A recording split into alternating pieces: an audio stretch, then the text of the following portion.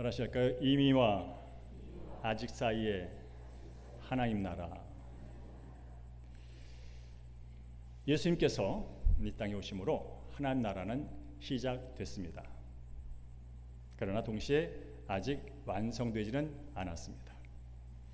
그래서 우리는 말합니다. 이 시대를 살아가는 그리스도인들은 이미와 아직 사이에서 살아간다고. 근데 여기서 질문이 생기죠. 하나님 나라가 임했다면, 하나님 나라가 의와 평강과 기쁨이라면 왜 여전히 세상은 이렇게 악하고 불의하고 고통스러운가 하는 질문입니다. 그러니까 결국 하나님의 나라는 죽어서 가는 거 아니야?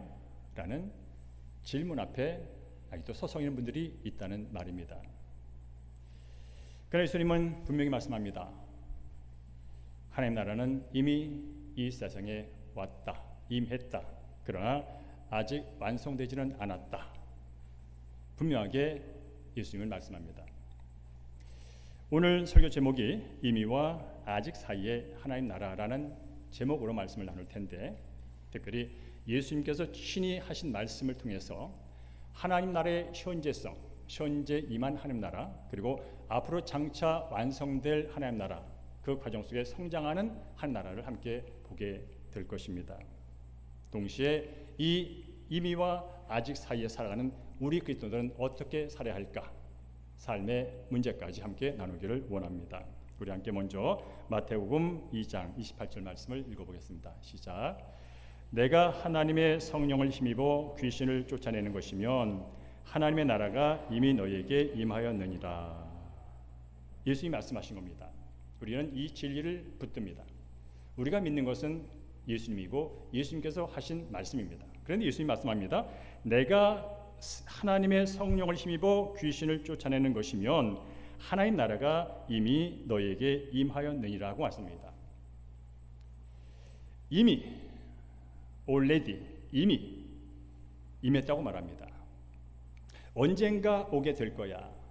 너희들이 기도를 열심히 하면, 예배 생활을 잘하면, 봉사를 좀 더 지금보다 낫게 하면 그때 내가 생각해봐서 올게 될 거야 라는 것이 아니라 지금 여기 바로 이 시간 너희 가운데 이미 임했다고 선언을 하십니다. 그래서 하신 말씀이 성령에 힘입어 귀신을 쫓아내는 것 봐라, 귀신이 쫓겨나는 걸 봐라, 이게 바로 하나님 나라가 임했다는 거야. 여러분 아신 것처럼 요한 서신에 보면 이 세상은 악한 자에게 처했다고 말합니다. 바로 악한 사탄 마귀가 다스린다는 뜻입니다. 그래서 귀신에 들리는 것이고, 그래서 귀신에 들려서 여러 가지 고통스러운 삶을 살아가게 된다면 예수님이 말씀합니다. 성령에 힘입어 내가 명하노니 귀신아 떠나가 라고 말할 때 귀신이 떠나가는 모습을 보면 이것이 바로 하나님의 권세, 귀신의 권세보다 뛰어난, 귀신의 권세보다 강한 그 능력이 왔다는 표징이야 라고 말씀을 해주는 거죠. 더 나아가서 병든 자, 각색 병을 고칩니다. 병이 뭡니까? 바로 죄의 결과입니다. 악한 것에 처하여 발생되는 현상들이고 결과들이죠. 그런데 예수님께서 어떻게 하셨습니까? 병든 자를 고치셨습니다. 눈먼 자를 뜨게 하셨습니다. 말 못하는 자를 말하게 하셨습니다. 듣지 못하는 자를 듣게 하셨습니다. 심지어 죽은 자를 살렸습니다. 아니 38년 동안 병으로 나는 끝났어, 나는 안 돼, 이렇게 살다 죽을 인생이야 하던 사람들을 고쳐내셨습니다. 이게 바로 하나님 나라가 임했다는 증거라고 말씀을 합니다. 그럴 뿐 아니라 마음이 가난한 사람들, 아니 일상의 경제적으로 가난한 사람들을 예수께서 만나주시고 그들에게 새로운 살 길을 열어준 그 모든 것이 바로 하나님 나라가 임했다는 증거다, 사인이다, 표지다 라고 말씀을 하시고 계신 겁니다. 바로 예수님은 어제나 오늘이나 영원토록 동일한 하나님이라면, 그분이 2000년 전에 성령의 권능에 힘입어서 그 당시 가난하고 아프고 힘들고 귀신 들리고 병든 자들을 고치시고 새 삶을 살도록 이끄셨다면 지금도 살아계신 하나님께서, 예수님께서 이 자리는 저와 여러분을 새롭게 하실 줄로 믿습니다. 그래서 여러분 말합니다. 2000년 전에 베드로가 말하죠. 내게 은과 금 없거니와 내게 있는 것으로 내게 명하노니 나사렛 예수 이름으로 일어나 걸어라고 할 때 걸어나는 일이 벌어졌습니다. 그리고 여전히 지금도 신위의 역사는 일어나고 있습니다. 그리고 주님이 계신 곳에, 하나님의 임재가 있는 곳에 일이 깨지고 절이 상한 그 모든 관계들이 회복되고 화해와 평화로 나아가는 것을 보게 됩니다. 그리고 안 돼, 열심히 해도 안 돼, 난 왜 이렇게 안 되는지 모르겠어 하면서 소망의 끈을 내려놓고 절망의 줄을 잡으려는 사람들에게 주님의 말씀이 선포됐을 때, 내 생각은 니들의 생각과 달라, 내 생각은 네가 재앙을 받고 이대로 절망하고 죽는 것이 아니야, 내 생각은 너에게 미래와 희망을 주는 것이야, 궁절은 샬롬, 평화가 내가 너를 향한 생각이야 라는 이름의 말씀을 받아들였을 때, 절망 가운데서 스스로 자신의 삶을 노려갔던 그 사람이 그 말씀의 힘에 덧입어서 다시 그래 한번 다시 해보자고 하는 그런 역사가 지금도 일어난 줄로 믿습니다. 이것이 바로 하나님 나라가 현재 이 순간 우리 삶 가운데 임했다는 증거인 것입니다. 자, 그렇다면 우리 현실 속에서 하나님 나라는 과연 어디에 나타날까? 라고 하는 질문 앞에 누가복음 17장 이렇게 말하고 있습니다. 우리 함께 누가복음 17장 20절 21절 함께 읽습니다. 시작. 하나님의 나라는 볼 수 있게 임하는 것이 아니요 또 여기 있다 저기 있다고도 못하리니 하나님의 나라는 너희 안에 있느니라 라고 말합니다. 하나님 나라는 어디 있다고요? 너희 안에 있다고 말합니다. 하나님 나라는 단순히 정치적인 힘이나 군사적인 승리로 세워지는 나라가 아니란 뜻입니다. 바리새인들이 예수님께 묻습니다. 하나님 나라가 언제 임합니까? 어떻게 임합니까? 그들은 그런 하나님 나라를 꿈꿨습니다. 로마 제국의 식민지 생활에서 벗어나고 싶은데 그러려면 위대한 정치 지도자가 와야 돼, 그러려면 위대한 경제 메시아가 와야 돼 하면서 정치, 군사, 경제 메시아를 기다리고 있던 사람들. 그런데 보니까 예수님이 병자도 고치고 예수님께서 엄청난 권능을 베푸는 걸 보면서 혹시나 이 사람이 아닐까 그런 생각을 했습니다. 그때 질문합니다. 하나님 나라가 어떻게 임합니까? 그때 예수님 말씀하시기를 한 나라는 볼 수 있게 임하는 것이 아니야, 화려한 제국으로 로마처럼 임하는 것이 아니야, 성령으로 거듭난 사람들의 삶 속에서 나타난 나라가 바로 하나님의 나라야 라고 말씀하고 계신 것입니다. 여러분, 여기서 하나님 나라는 너희 안에 있다는 것은 두 가지 의미로 보게 됩니다. 너희 안에, 하나님 나라 자체이신 예수님이 내 안에 올 때 나는 한 나라 백성이 되는 것이고 한 나라 삶을 살게 되는 것이죠. 그분의 통치가 내 안에 임했기 때문에 그렇습니다. 그래서 우리는 한 나라 너희 안에 때는 나의 심령 안에 주님이 오심으로 내 안에 한 나라가 시작됐다라고 이해할 수 있습니다. 그러나 이 본문에서 얘기하는 건 그 차원을 넘습니다. 바로 너희들 안에, 너희 공동체 안에 하나님 나라가 임했다는 거예요. 나라는 혼자 사는 게 아니에요. 나라는 함께 사는 거예요. 그런 면에서 오늘 본문 말합니다. 하나님 나라는 오늘 2025년 9월 21일 11시부터 시작되는 이 대흥교회 예배 공동체 안에 이미 임했어. 이 자리에 하나님께서 임하여 우리의 예배를 받으시고 영광과 존귀와 능력을 받으신 줄로 믿습니다. 바로 이것이 현재 임했다는 거예요. 오늘 예배를 잘 드리면, 헌금을 정성하면 그분께서 내게 임하셔서 복을 줄 거야. 그게 아니라 이미 성령으로 거듭난 그 사람 심령 속에 성령이 성전 삼아 계시다면, 그분의 다스림이 임했다면 오늘 이 순간 우리는 성령의 열매를 맺을 수 있고 기쁨과 의와 평강의 삶을 살게 되는 줄로 믿습니다. 그래서 여러분, 성령으로 거듭난 사람들이, 예수의 피로 새로운 구원을 경험한 그리스도인들이, 예를 들어서 우리 전도대원들이 매주 목요일마다 이 아트센터에 있는 어르신들을 섬깁니다. 따스한 차도 대접하고 과자도 대접하면서 그들의 손을 잡고 기도를 하고 하나님의 세상을 들어서서 찬양도 하고 머리에 손을 얹고 기도도 합니다. 바로 그것이 하나님 나라가 임하고 있다는 증거입니다. 더 나아가서 가정에서도 여러분 그런 게 있잖아요. 가정마다 차이날 수 있지만 그런 것, 시어머니와 며느리 관계는 이게 수평의 관계라고, 결코 시어머니에게 며느리는 딸이 될 수 없다고 뭐 그런 말 흔히 하잖아요.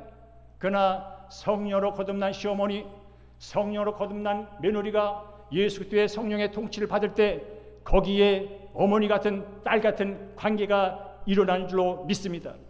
여러분 세상 사람처럼 말하지 마십시오. 결국은 시어머니 시어머니야, 결국은 며느리 며느리야, 그렇게 그걸 진리로 여기고 살지 마십시오. 바로 내 안에 거룩한 영 성령이 들어와 나의 인격을 다스리고 나의 성품을 다스리고 나의 삶을 다스리는 며느리, 내 안에 있는 서운함과 내 안에 있는 여러 가지 복합적인 인생의 경험을 내려놓고 그래도 고맙다 얘야, 그래도 고맙다 얘야 하는 그 마음이 들도록 하는 것은 성령의 역사라면, 바로 그 관계가 우리 가정에서 일어나면 그것이 바로 하는 나라의 도래요 하나의 역사인 줄로 믿습니다. 또한 여러분께서 정말로 하나님의 성령을 거듭난 사람들의 모습이 어떤지 아십니까? 세상은 편가르기에 혈안이 되어 있습니다. 당짓기에 혈안이 되어 있습니다. 어떻게든 나와 생각이 다르면 저는 원수라고 죽지 못해 안달나는 세상으로, 그걸 달리고 있는 세상에 예수의 생명으로 하는 나라의 통치를 받는 사람들은 어떻게든 화해해야 돼. 어떻게든 우리는 하나야. 어떻게든 우리는 평화 가운데 살아야 되는 거야. 우리는 서로 다룰 수 있어. 다름을 인정하면서 우리는 함께 살 상생의 길을 열어가야 되는 거야 하면서 자기를 죽이는 일이 벌어집니다. 이게 바로 한 나라가 일어났다는 거예요. 최소한 교회에서는 이런 나라가, 이런 현상이 나타나야 하는 것입니다. 세상 사람들은 그렇게 편을 가로 싸울지 모르지만, 그러나 최소한 교회 안에서는 생각이 다르고 모양이 다르고 경험이 다르고 방법이 다를지라도 그것을 하나 되게 하기 위하여, 그 안에서 화목을 이루기 위하여, 그 안에서 평강을 이루기 위하여 이 땅에 오시고 피 흘려 죽으신 예수님을 내가 믿는다면 그 피의 능력으로, 그 성령의 권능으로 그런 실수를 덮어주고 다른 사람의 아픔을 참아주고 나의 화를 잠재우고 함께 가는 그 현상, 그것이 바로 이미 임한 한 나라의 특징인 줄로 믿습니다. 그런 면에서 하나님 나라는 멀리 있지 않습니다. 바로 내 마음속에 하나님 나라가 있습니다.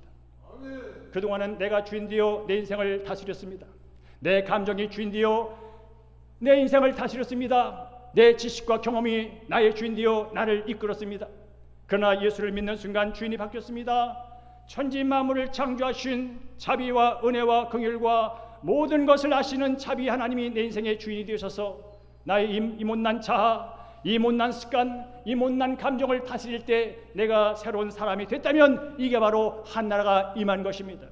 동시에 가정에서도, 일터에서도, 교회 공동체에서도, 사회 안에서도 말씀과 성령의 능력으로 의와 사랑과 평화의 모습이 나타난다면 바로 그 자리가 하나님께서 임재하시고 하나님께서 역사하시는 하나나라 현장인 줄로 믿습니다. 그러면 또 이렇게 질문을 하게 됩니다. 목사님이 그래도 여전히 세상은 불의하잖아. 그래도 여전히 세상은 악하잖아. 어쩔 거야 하는 질문을 또 하게 되는 거지요. 그렇습니다. 여전히 세상에는 질병이 있습니다. 여전히 세상에는 전쟁이 멈추지 않습니다. 여전히 세상에는 불평등과 부정의가 곳곳에 가득 차 있습니다. 때로는 악한 사람이, 때로는 정말 나쁜 사람이 더 잘 되는 것 같아서 속이 상할 때가 정말 있습니다. 그 점에 대해서 예수님은 오늘 마태복음 13장의 말씀 중에서 왜 이런지, 그리고 결론적으로는 어떻게 될 것인지를 보여준다면 오늘 말씀은 바로 이 세 가지를 함께 보기를 원합니다. 첫째로 13장 31절 32절입니다. 함께 했습니다. 시작. 천국은 마치 사람이 자기 밭에 갖다 심은 겨자씨 하늘 같으니 이는 모든 씨보다 작은 것이로되 자란 후에는 풀보다 커서 나무가 되며 공중의 새들이 와서 그 가지에 깃드니라 라고 말합니다. 여러분 많이 들었던 예화죠. 예수님께서 하신 비유의 말씀입니다. 겨자씨, 팔레스타인에서 재배되는 식물 가운데 가장 작은 씨앗 중에 하나라고 합니다. 1mm 정도 된답니다. 그런데 그게 땅에 심겨지면 3, 4m 관목으로 자란답니다. 그래서 새가 깃들어서 앉을 만큼 그렇게 크게 성장한다는 것이죠. 1mm 되는 작은 씨앗이 그런 3, 4m로 관목으로 자랐다. 이 엄청난 성장이죠. 마찬가지로 하나님 나라도 시작은 미미하고 왜소하고 작게 시작하지만 결국 하나님 나라는 커진다는 외형적인 확장의 모습을 보여주는 거죠.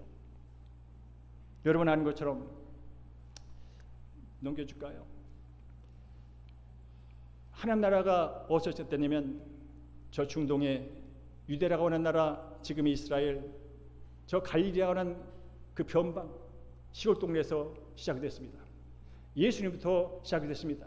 그래갖고 예수님을 통해서 12명의 제자가 만들어지고 12명이 함께 모여 120명이 간절히 기도하여 성령을 받게 되고 성령 받은 사도들이 전 세계적으로 퍼져나가 사도 바울을 통해서 소아시아와 로마까지 복음이 전파되고 그리고 시간이 지나면서 유럽 전역과 아프리카와 아메리카와 이 아시아까지 하나님 나라가 확장되어 왔습니다.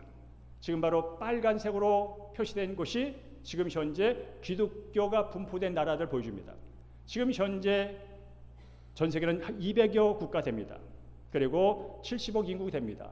지금 현재 개신교, 가톨릭, 동방정교 합쳐서 24억 정도 됩니다.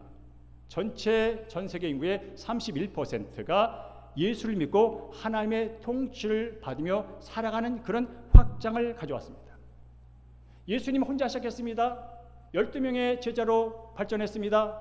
그리고 사도 바울이 베드로가 설교했을 때 3,000명이 돌아왔습니다. 5,000명이 돌아왔습니다. 그리고 제자들이 나가서 복음을 전할 때 성장을 시작한 한 나라는 지금 저렇게 보이는 것처럼 크게 성장해 왔다는 것입니다. 이것이 바로 하나님의 역사요 성령 충만한 교회 사역의 결과라는 것이죠. 그러면서 여러분 기억하십시오. 오늘 내가 드린 작은 기도, 내가 오늘 지나가는 가난한 사람, 아픈 사람에게 떠준 냉수 한 그릇, 작아 보일지 모르지만 그러나 그것이 하나님의 은혜가 더해지고 성령의 권능이 더해지고 하나님의 역사가 더해질 때 마치 물고기 2마리와 떡 5덩어리로 5,000명 이상을 먹이는 위대한 확장된 사역이 일어나는 것처럼 오늘 드린 여러분의 기도와 여러분의 정직과 거룩과 섬김의 봉사가 하나님 나라를 확장하고 여러분의 삶의 영역과 하나님 나라 가서 받을 상의 영역을 확장시키고 크게 만드는데 기여하는 귀한 기회요 시간이요 단서가 되는 줄로 믿습니다. 오늘 이 예배 결코 적은 예배 아닙니다. 오늘 드린 여러분의 헌금 결코 적은 헌금 아닙니다. 하나님의 손에 들려졌을 때 죽어가는 영혼을 살릴 겁니다. 가난한 사람을 먹일 것입니다. 삶에 지쳐 해도 해도 안 되는 절망스러운 어떤 감정에 매여 있는 젊은이를 살릴 것입니다. 그러면서 작은 것을 우습게 볼 것이 아니라 작은 것을 통해서 역사하시는 확장시키는 하나님의 비전을 능력을 바라보시면서 날마다 작은 것에 충성하는 여러분 되기를 주의 이름으로 간절히 축복합니다. 뿐만 아니라 한 나라는 외형적으로 잘보나 내적으로도 건강하게 거룩하게 성장을 한다는 것입니다. 이게 바로 누룩의 비유입니다. 38절 읽어볼까요? 시작. 천국은 마치 여자가 가루 소말 속에 갖다 넣어 전부 불게한 누룩과 같으니라 라는 것이죠. 옛날에는 여러분 시골에서 직접 빵을 만들어 먹었어요. 밀가루를 빠다가 직접 어머니들이 빵을 만들어 줬어요. 어떤 때는 개떡 같은 것도 있고 어떤 때는 부드러운 빵이 나와요. 개떡 같은 거는 거기에 누룩이 안 들어간 거예요. 그런데 오늘날 먹으니까 빵이 부드러워. 엄마 이렇게 맛있어. 알고 보면 거기에 누룩이 들어간 거예요. 누룩의 특징이 뭐냐면 작은 덩어리를 들어가서 그 성질을 바꿔버려요. 크기를 바꿔버리는 것 이전에 성질을 바꿔버려요. 바로 하나님 나라는 이 땅에 죄와 악과 그 더러운 것으로 충만한 것을 선과 깨끗함과 정결함과 거룩함으로 바꿔버리는 그런 능력이 있다는 거예요. 그래서 여러분 이 하나님 나라는 잘 보이지가 않아요. 여러분이 예수를 믿고 교회를 다녀도 여러분이 어느 단계까지 가기 전까지는 친구들이 그럴 거예요. 제 교회 다니다니 뭐 변한 게 없어. 그런 말 들을 수 있어요. 그러나 그럼에도 불구하고 여러분은 말씀을 듣고 기도를 하고 공동체 안에서 함께 생활할 때 어느 순간 나도 모르게 주님과 가까워져 있고 나도 모르게 주님 말씀을 더 순종하고 싶은 생각이 들게 되고, 그래서 내 능력은 안 되지만 성령님 도와주세요. 내가 이제 거룩한 하나님의 자녀가 되었으니, 의로운 하나님의 자녀가 되었으니 나도 거룩하게 살고 싶어요. 하나님에게 누를 끼치는 자가 아니라 하나님의 이름을 드러내는 그런 사람으로 살고 싶어요. 그런 마음이 들 때 우리의 마음은 성장하는 것이고, 그런 모습으로 내가 말을 하고 그런 모습으로 유색의 표정을 짓고 그런 사람에게 삶의 태도를 보일 때 어느 날 그러는 거요, 너 변했다고. 변하는 줄 모르는 사이에 그가 변한 겁니다. 왜냐하면 그 안에 생명의 말씀이 들어갔거든요. 살리는 말씀, 생명의 말씀, 평안의 말씀, 거룩한 말씀이 그 안에 들어가서 내 인격을 변화시킵니다. 내 감정을 변화시킵니다. 내 삶의 비전을 변화시킵니다. 그래야 나도 모르게 변화된 모습, 그게 바로 하나님 나라는 거예요. 그렇습니다. 여러분이 지금 공동체 성경 읽기를 하고 있습니다. 창세기 1장 1절부터 쭉 읽어갑니다. 모르긴 해도 여러분께서 정말 순종한 마음을 가지고 이번만이라도 한번 말씀을 끝까지 읽어볼 거야.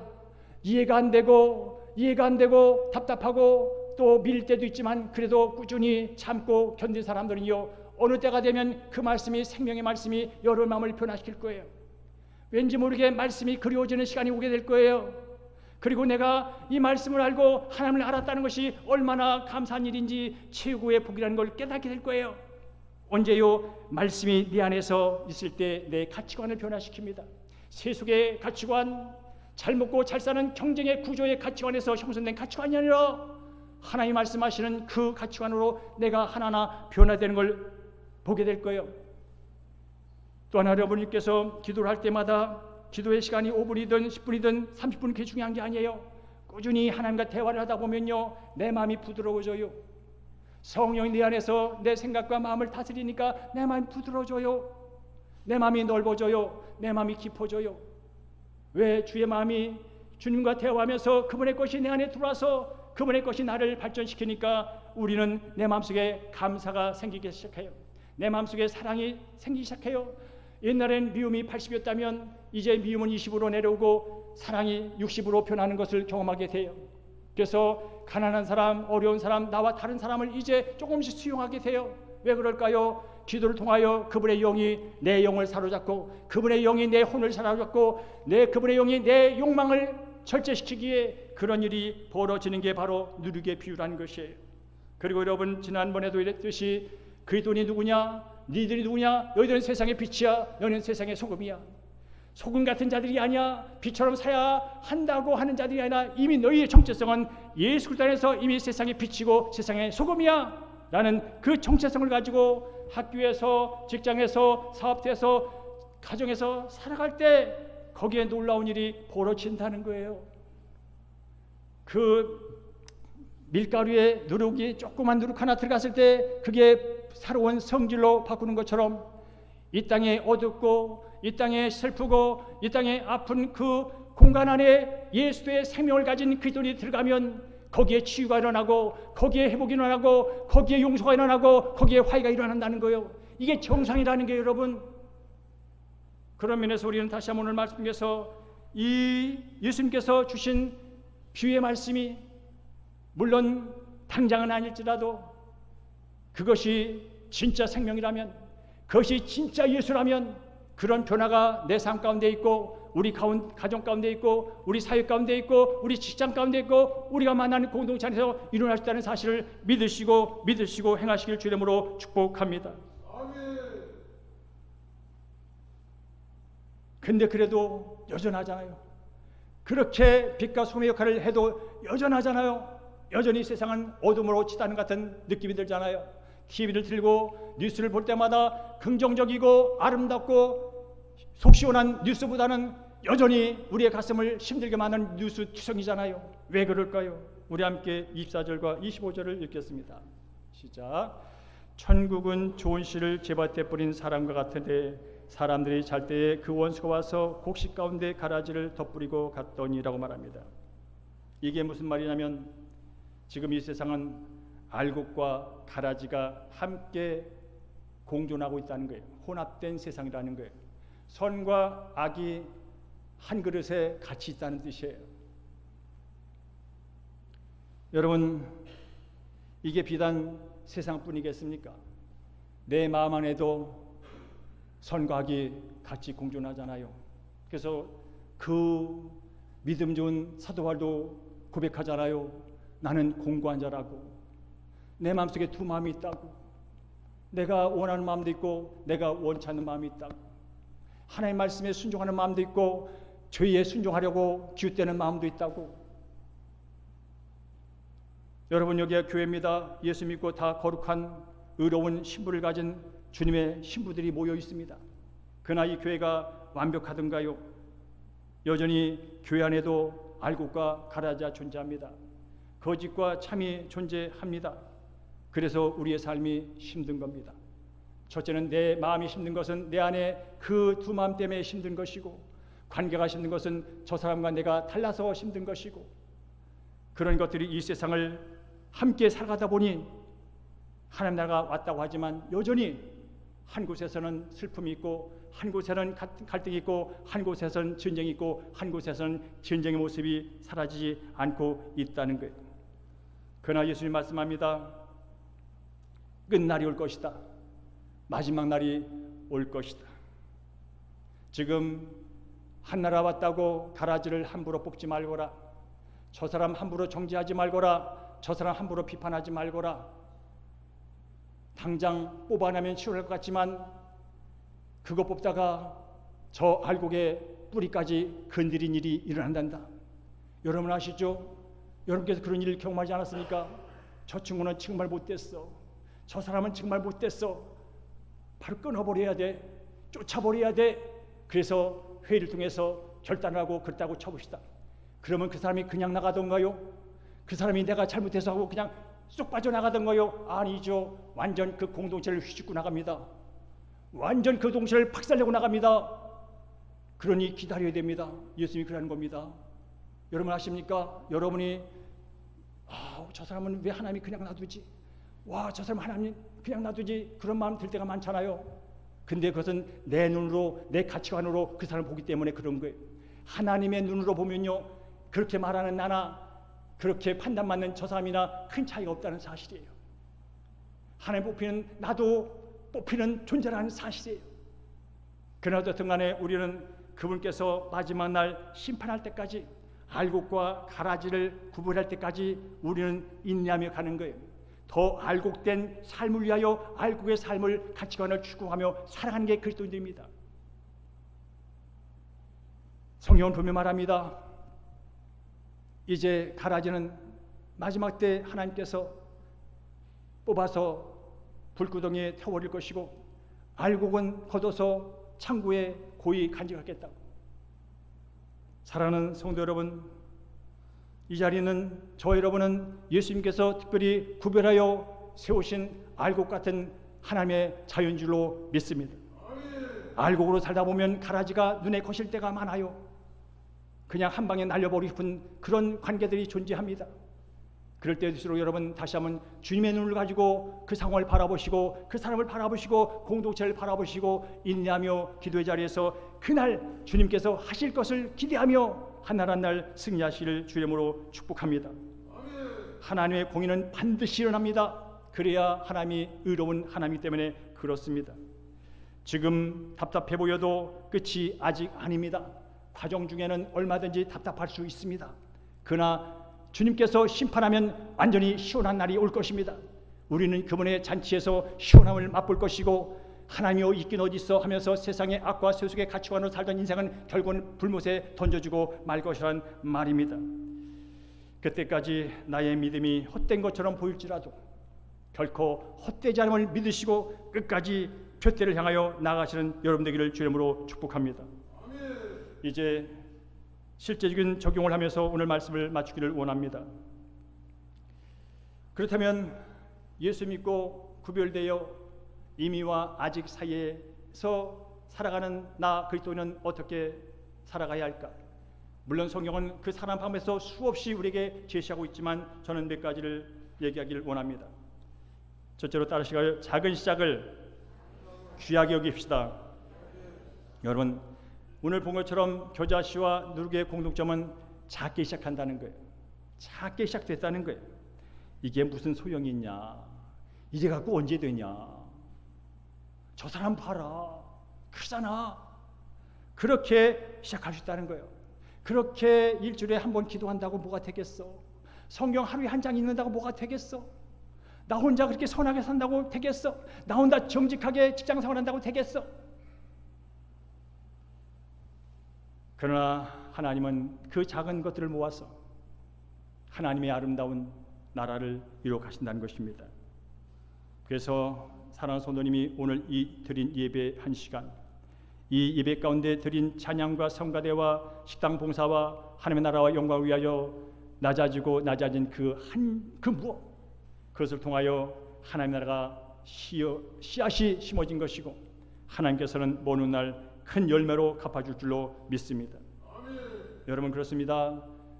우리는 말합니다. 우리 주변에는 정말 우리의 격려의 말, 칭찬의 말, 인정의 말, 정말 말 한마디가 배고픈 사람들이 많습니다. 여러분 그들에게 말 한마디, 친절한 한마디를 해주시길 바랍니다. 지난주에 우리 전도대원이 마트에 가서 가을 전도를 시작했습니다. 그때 우리 한 권사님이 한 청년에게 상처가 나가지고 연고를 발라주는 모습을 제가 봤습니다. 저게 하나님 나라지. 저게 사랑이지. 사람들은 그 청년에게 이런 말 저런 말 희망 없는 얘기를 하지만 우리 전도대원은 가서 희망의 말을 합니다. 할 수 있다고 말합니다. 하나님 여전히 사랑한다고 말합니다. 그리고 아픈 곳에 연고를 발라줍니다. 여러분 그 시작이 저는 믿습니다. 그 청년의 삶을 바꿔놓을 겁니다. 성령께서 그 청년의 삶을 바꿔놓을 겁니다. 작지만 연고 한 점이지만 그의 상처는 나을 것이고, 아니 겉으로 보이는 상처보다 더 깊은 마음의 상처, 영혼의 상처가 회복될 줄로 믿습니다. 그러니 작다고 무시하지 마십시오. 두 번째로, 현실의 이 긴장감, 선과 악이 함께 산다는 건 이게 보통 힘든 일이 아닙니다. 죽음과 삶이 함께 있다는 건 얼마나 긴장, 스트레스 있는 일이 없는 일인지 모릅니다. 그러나 우리는 이 현실을 받아들여야 합니다. 나와 다른 것도 받아들이고 내가 싫은 것도 받아들이고 함께 가는 인내가 필요하다 이 말입니다. 이게 바로 이미와 아직 사이에서 우리가 견뎌내야 할 삶이라는 것입니다. 알곡과 가래지가 함께 살아나듯 지금은 혼합의 시대입니다. 하나님 나라가 정말 내 심령 가운데 임했나? 하나님 나라가 왜 이렇게 더디 내 삶 가운데 나타나지? 충분히 그럴 수 있습니다. 그러나 성경은 말합니다. 포기하지 말라고. 때가 되면 주님께서 이루신다고. 여러분 아십니까? 하나님의 말씀은 신실하신 믿부신 하나님은 반드시 그분이 하신 말씀을 이루실 줄로 믿습니다. 주님이 다시 오신다고 말씀하셨습니다. 왜 오십니까? 선과 악을 완벽하게 구분하러 오십니다. 선과 악을 완벽히 구분하여 선에 대해서는 풍성한 하나님 나라라고 하는 완벽한 한 나라를 선물로 주실 것입니다. 그러나 하나님 없이 내가 주인되어 악을 여기지 않고 내 삶의 유익을 위하여 별짓을 단 사람들에 대해서는 결국 불못으로 던져지는 그 일을 위하여 오신다는 겁니다. 그때까지 우리는 내가 스스로 하고 싶은 심판의 잣대를 주님께 맡기고 기다려야 합니다. 그리고 내게 주어진 시간, 내게 주어진 헌신, 내게 주어진 사랑, 내게 주어진 삶을 그저 감사함으로 말씀 안에서 순종하며 살아내야 될 줄로 믿습니다. 다시 말합니다. 여러분이 예수 그리스도 안에서 행한 모든 수고는 결코 헛되지 않다는 사실을 믿으시기 바랍니다. 뿐만 아니라 세 번째로, 하나님 나라 시민답게 살도록 노력합시다. 우리는 세상의 빛이요 소금입니다. 완벽한 그런 역할을 할 수 있는 능력은 부족할지라도 정체성은 분명합니다. 예수님이 말씀하십니다. 너희는 세상의 빛과 소금이라고. 그러니 제발 여러분의 정체성을 여러분 스스로 만들지 마십시오. 그래 어딜 가든지 나는 소금이지, 그래 나는 빛이지, 그 마음을 갖고 사십시오.